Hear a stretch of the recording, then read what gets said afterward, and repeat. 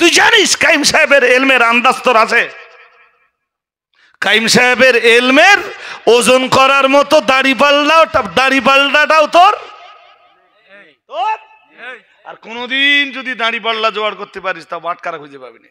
জাতির খেদমতের জন্যে কাইম সাহেবের নাম যদি সিলেকশন ওই উচ্চ পরিষদের পার্লামেন্ট থেকে একবার হয়ে যায়, তুমি হুজুর আর কিছু করতে পারবা? কথা হয় না। তুমি কিছু করতে পারবা? সিলেক্ট কোথাতে হয় শুনতেছেন নাকি? হ্যাঁ হ্যাঁ হ্যাঁ। সেটা এমনি বাংলায় একটা কথা আছে, যে যেমন ঢ্যাবনা জগৎকে দেখে তেমনা। যে যেমন বলেন বলেন,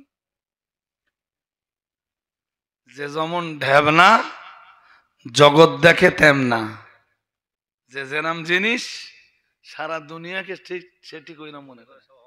হ্যাঁ, কি মনে করে বলেন দিল? মনে করে যে আমার মতো সবাই রে দড়িতে মারতেছে। কি বলছি বুঝতেছেন নাকি? হ্যাঁ জি, এসব জিনিস হুজ্জাতুল্লাহিল বালেগার এক লাইন যদি পড়তে পারে, এক লাইন পড়বে শুধু এসে। আমার যেখান ইচ্ছা আমি বই খুলে দেবো, আর আগের থেকে বলে দিলি তো অন্য হুজুর টুজুর ধরে ঠিক করে আনবে। এই জন্য কি বলেছি, আমি যেখান থেকে খুলে দেবো সেখান থেকে পড়তে হবে। যদি এক লাইন ঠিক পড়তে পারে আমি অস করা ছেড়ে দেবো। On camera on. হুজুরের কাছে পারলে বার্তাটা পৌঁছে দেবেন যে রজব আলী সাহেব চ্যালেঞ্জ দিয়েছে তোমারে। শুধু ওর না, ও 14 গোষ্ঠীর চ্যালেঞ্জ। কত গোষ্ঠীর? হ্যাঁ, ও যেসব হুজুর নিয়ে ঘোরে গোষ্ঠী শুদ্ধ সব হুজুরের চ্যালেঞ্জ। গোষ্ঠী শুদ্ধ সব নিয়ে আসবে, তাও পারবে না এক লাইন পড়তে। আর কাইম সাহেব এ কিতাব রোজ পড়াচ্ছে। আলহামদুলিল্লাহ কয় না? আর একটু জোর আওয়াজে বলেন আলহামদুলিল্লাহ। তুই জানিস কাইম সাহেবের এলমের আন্দাজ তোর আছে? কাইম সাহেবের এলমের ওজন করার মতো দাড়িপাল্লাটাও তোর।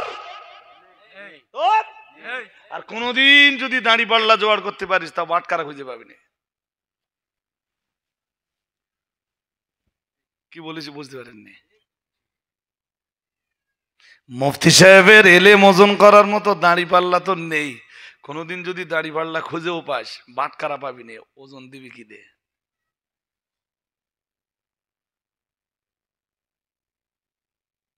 যদি বলে না ওই যে ইলেকট্রিক যে মেশিন গুলো আছে, কি বলে রে, কম্পিউটার মেশিন, যদি বলে না উতি ফেলবো, কারেন্টের লাইনই পাবি না তুই।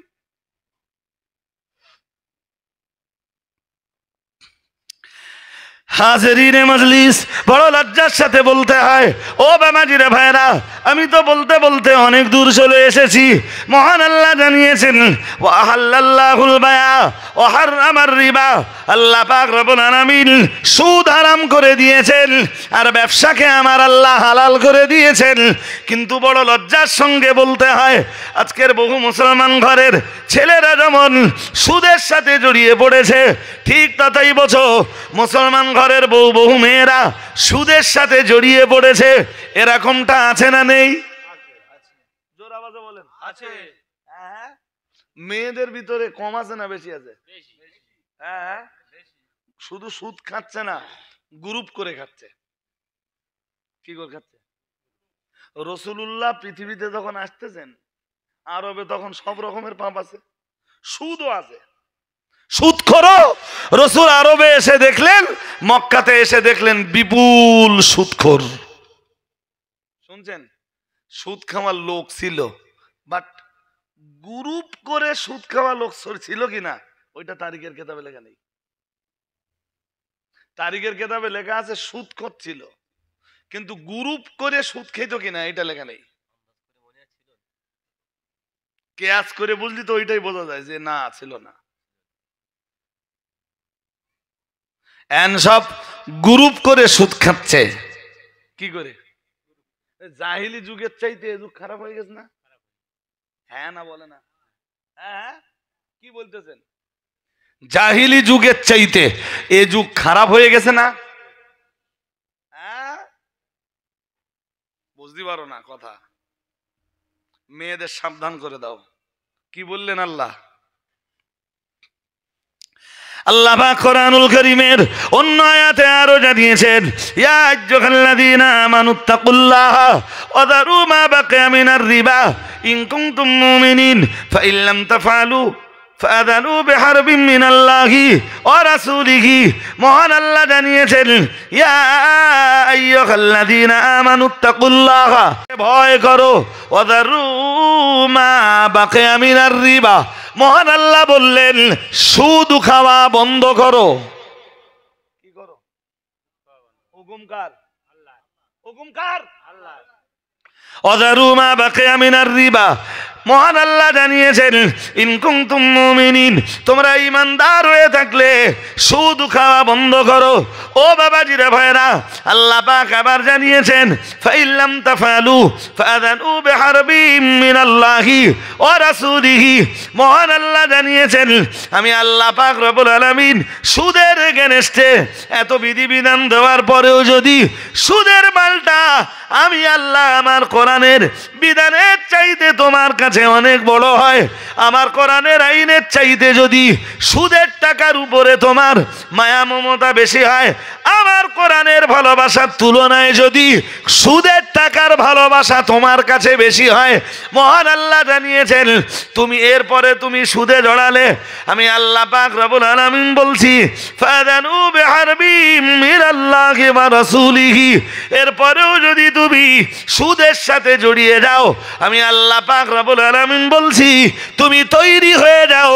তোমার চোখ বন্ধ হলে তুমি কবরে এলে কিংবা হাসরের ময়দানে আমি আল্লাহ পাক রব্বুল আলামিন তোমার মতো সুদখোর নারী পুরুষের সঙ্গে আমি আল্লাহ নিজেই যুদ্ধ করব।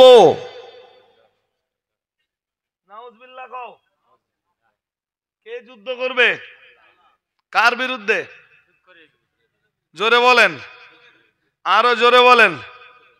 বাড়ির ভাবিরে এই আয়াতটা শোনাবেন। কোরআনুল কারীমের সূরা বাকারার 275, 276, 277, 278, 279 সব সুদের বিরুদ্ধে।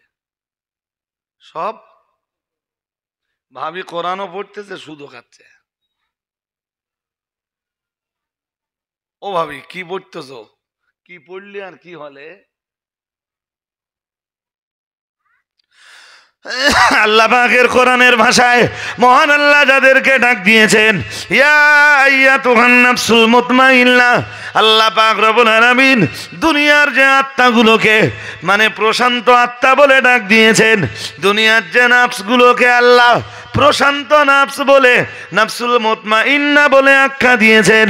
আল্লাহ পাক রব্বুল আলামিন জানিয়েছেন ইয়া আইয়াতুহান নাফসুল মুতমাইন্না, আল্লাহ পাক রব্বুল আলামিন জানিয়েছেন হে প্রশান্ত আত্মা, আমার আল্লাহ পাক রব্বুল আলামিন জানিয়েছেন তামাম জিন্দেগি যারা আমার আল্লাহর ইবাদত বান্দেগি, আমার আল্লাহর পূজার্চনা, আমার আল্লাহর জন্য উপাসনা আর আরাধনা করে সন্তুষ্ট হয়, পাপ করে খুশি হওয়া তো দূরের কথা, যাদের জীবনে পাপের কথা শুনলেই ঘৃণা হয়।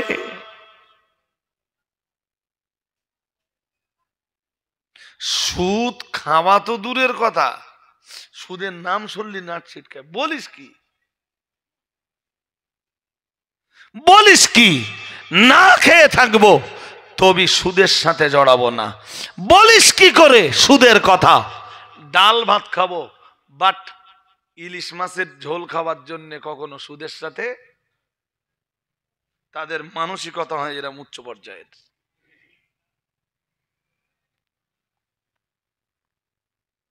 জেনা ব্যভিচার তো বহু দূরের কথা, তারা জেনার নাম শুনলে ঘৃণা। ইস, এইরকম অসভ্যতামিতে কেউ লিপ্ত হতে পারে? এইরকম নোংরামি কাজ মানুষ করতে পারে? পর নারী আর পর স্ত্রীর দিকে ফিরেই তাকায় না তারা। কোরআনের ভাষায় ওদেরকে বলে আন-নাফসুল মুতমাইন্না। কি বলে? কথা বলতে, এদের আত্মা পবিত্র, দুনিয়ার এই পাপ পঙ্কিলতা থেকে কি মিথ্যা কথা ধারে বসা যায় না, লাখ টাকা ক্ষতি হবে তাও সত্যি কথা বলবে। ক্ষতি হয় হবে, আমি মিথ্যা কথা বলতে পারবো না।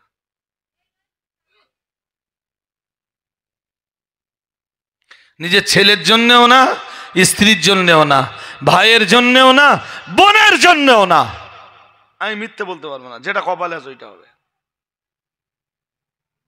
ওরা এই পৃথিবীর পবিত্র আত্মা।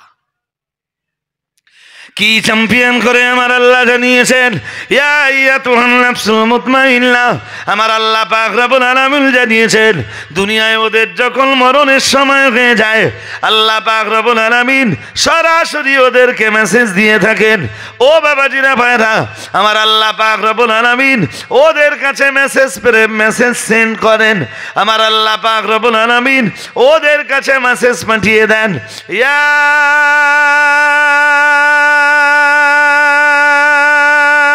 আইয়াতুহান নাফসুল মুতমাইন্নাহ। আমার আল্লাহ পাক রব্বুল আলামিন বললেন, হে দুনিয়ার প্রশান্ত আত্মা, আমি আল্লাহ পাক রব্বুল আলামিন বলছি, ইরজিই ইলা রাব্বিকি রাদিয়াতাম মারদিয়া। তোমার পার্থিব জীবন ছাড়ার সময় হয়ে গেছে। ইরজিই ইলা রাব্বিকি রাদিয়াতাম মারদিয়া। এখন তোমার রবের কাছে আসার সময় হয়েছে। এসো, ফিরে এসো সন্তুষ্ট চিত্তে সানন্দে, তুমি তোমার রবের কাছে ফিরে এসো। ফাদখুলি ফি ইবাদি অদখুলি জান্নাতি। তুমি ফিরে এসো, তোমার রবের কাছে ফিরে এসো। সারা জীবন তুমি নেকির কাজে খুশি হয়েছ, গুনার কাজগুলোকে বাদ দিয়ে সন্তুষ্ট হয়েছ। আজ তোমার পুরস্কার পাবার সময় হয়েছে। শুধু তুমি তোমার চোখ দুটোকে বন্ধ করো। তোমার চোখ দুটোকে বন্ধ করার সঙ্গে সঙ্গে তুমি আমার নেক বান্দাদের দলে ঢুকে যাও। আমার উচ্চ পরিষদের সদস্য মণ্ডলী যারা আছেন, তুমি তোমার চোখ দুটো বন্ধ করার সঙ্গে সঙ্গে উচ্চ পরিষদের সদস্যদের সঙ্গে তুমি মিলিত হয়ে যাও।